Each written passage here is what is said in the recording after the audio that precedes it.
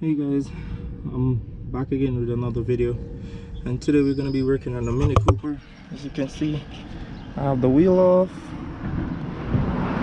Today we're going to be working in the driveway. So I was driving, I think it was Friday, and when I got off the highway I started hearing this weird clunking sound, you know, like something was loose in the back. I figured it was coming from the back. I mean, that's where I heard it from. And I had an issue like this in the past before on the opposite side, on the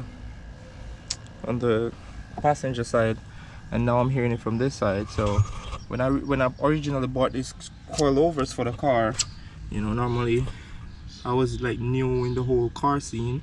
It was my first coilover job, and I watch a lot of video. A lot of people say, you know, right out the box, fit up the coilovers, and then make adjustment from there. So I never really tightened anything, and you know, that's coming back to get me right now. So that what happened the last time, let me see if I can show you. So this is the suspension right here, and it's bolted up to the top. So when I drop it down, I'll show you what I'm talking about. But there's a nut on the top of it that seats this strut right here to the top hat, and that's what's loose. So every time I hit a pothole, it kind of have this clunking sound, and it's like, you know, really annoying. Sound like something is broken basically. So what I'm gonna do is I'm gonna drop the coilover down. I'm just gonna drop it down a bit and get to the top hat. I'm gonna have to take off the sway bar and yeah, and drop everything down from up top here and see if I can get that nut tightened on the top. So yeah, that's what we're gonna be doing today. Got all my tools here or whatever.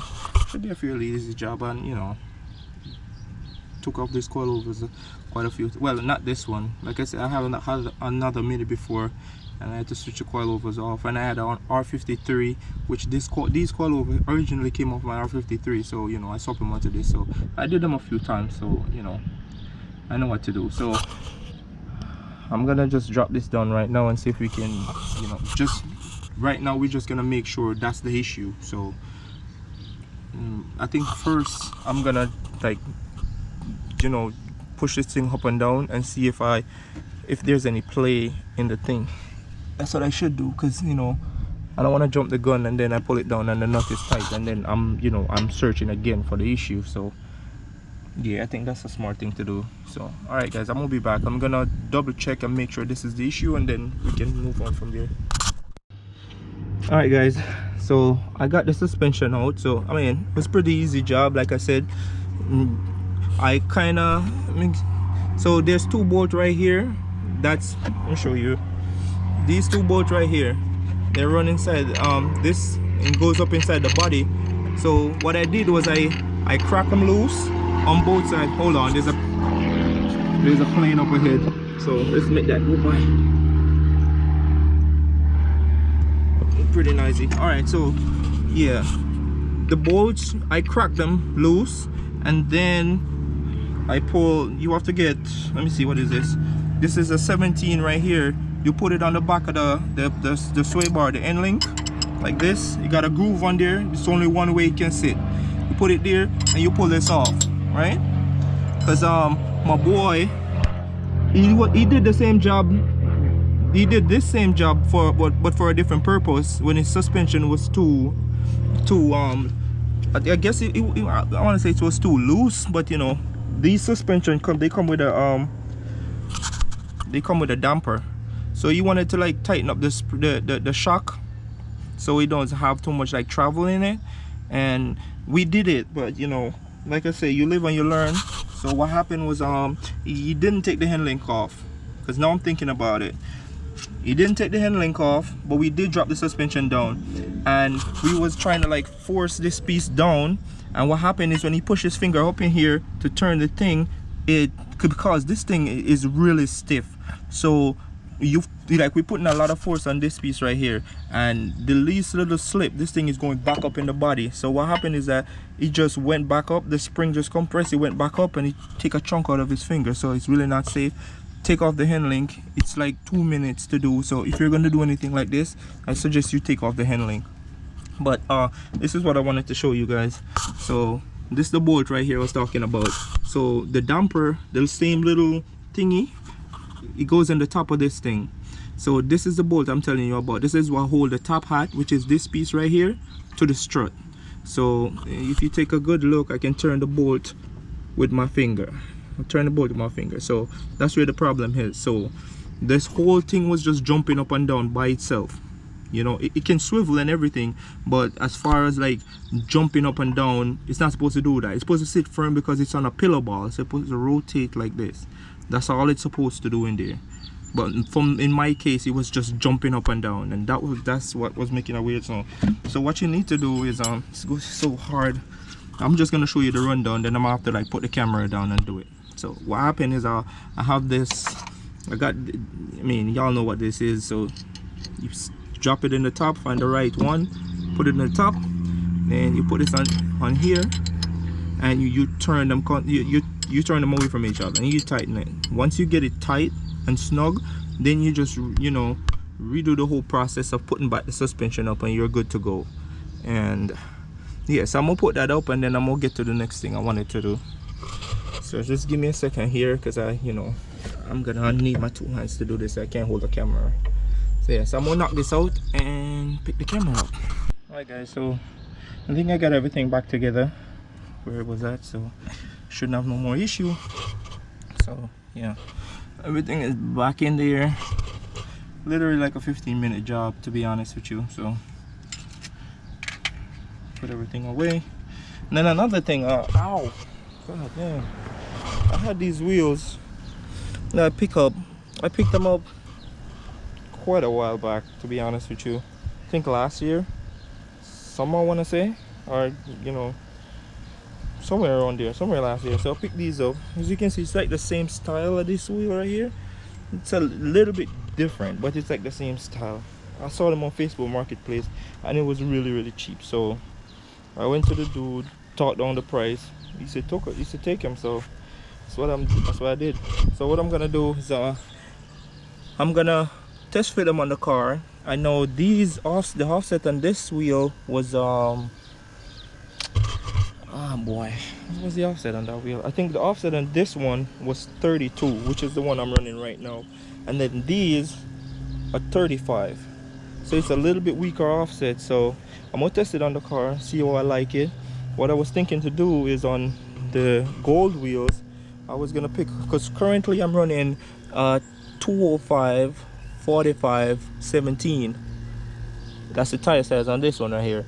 So because the offset is a little bit weaker, if I test fit it on the car and it doesn't have that aggressive look, what I would do is instead of putting a 205 on there, I would just go up to a 215 and step down a size on the height of the tire, which I wouldn't be running a 245. I would probably run like a 240 or a 235. So that way, because the tire might sit out a little bit more, and I don't want it to hit the fender, because these fenders are plastic and I don't want to do that. I'll go down a size on the height, and it might, you know, balance everything out. So that's just my theory. We don't know until I try. So I'm gonna test fit it on the car and show you guys right after. Alright guys, so we have the wheel test fitted, and honestly it sits really flush. Like this one, you can see the front, it does have a little bit of poke at the front, just a little bit, but this one is like flush, because this is dead straight and you still can see the rim. So I don't think I need a 240. I don't think I need a 215 tire. I might just stick to the same one I have. And the good thing about that is I have some other wheels downstairs. They are, you know, back in my previous video, I think it was my first video, I said that I hit a pothole on the highway, bend the hell out of those wheels. So, and those was my nice wheels, because I mean, if you guys see the wheels we put on the cars on the channel, they're inexpensive wheels, because I mean, we don't have the funds to ball out on wheels. So when I find cheap set, I grab them. You know, I don't discriminate with wheels or whatever. If they look good, they look good. But yeah, those wheels downstairs, they got the same size tires as this one. So if I feel like running those wheels, I can just take those tires from downstairs, take these wheels to the shop, and have them switch over the tires for me. And those rims and those because what happened, the funny thing is those rims I have downstairs, the one that got bent, I like them. I like the color in it and everything, but you know, if I'm gonna fix those wheels, I might change the color. I was trying to do bronze, but you know, when I saw this, it's not deep bronze like I want. This look more on the gold side of things, you know. I wanted like a deep dark bronze. That's what I really wanted. So this would be a good, like, you know, representation of what the wheel would look like if I refinish those wheels downstairs. You know what, let me make sure, check that the back clearance on here is good and it's not touching nothing, because it's hella tight in here, like right here. I mean, my hand can fit in the back, you know, whatever the case may be. So yeah, so I'm gonna just take off those tires, maybe not right now, but you know, later on, and run these wheels for a little bit and then decide what I want to do with the wheels downstairs. Because I have, the bad thing about those is the right one I curbed it and I was gonna fix that one, and then when I hit the pothole I bent the two on the driver's side, so now I got 3 wheels to fix. So I was like, what I could do is have the one that was curbed repainted, let them straighten back the two on the passenger side, on the driver's side, sorry, and it would have been good. It would save me a little bit of money. But I was talking to the guy at the Porter Cutter shop and he said he could do everything for like 400. So I'm like, you know what, and those are the 1552s. I really like those wheels, so I'm debating what I want to do with it. But it's just a color, because I don't want to go back with the same color, because I'm gonna feel stupid. Like, the wheels were perfectly fine and I mess them up, so you know, it probably gonna make me feel better if I just change the color and just do something totally different, you know. So let me know what you guys think about that. But you know, that's it for that. I have these wheels, you know, test fitted. It looks good. It looks better than I thought it would be, you know, as far as fitment wise. So, and those wheels, they don't have no scratch or nothing on them. It's crazy, no scratch, nothing. And I'm sorry if I keep holding the camera down, you know, kind of new to this whole vlogging thing. There's another plane. They got some training center next to me, so this is what I gotta deal with. So yeah, so fitment wise, the wheels look good. I think I could just get away with running the same size tire I have downstairs, so that's good news. I don't have to buy tires. I just gotta pay somebody to balance them for me, mount them and balance them. And another thing, there's a meet going on today that my boy hit me up, so I'm gonna try to get the car back together as quick as possible, and I'm gonna try to head out there and see if I can get some more footage for y'all. All right, see you guys. All right guys, so I got everything together. I'm just gonna take the car for a drive.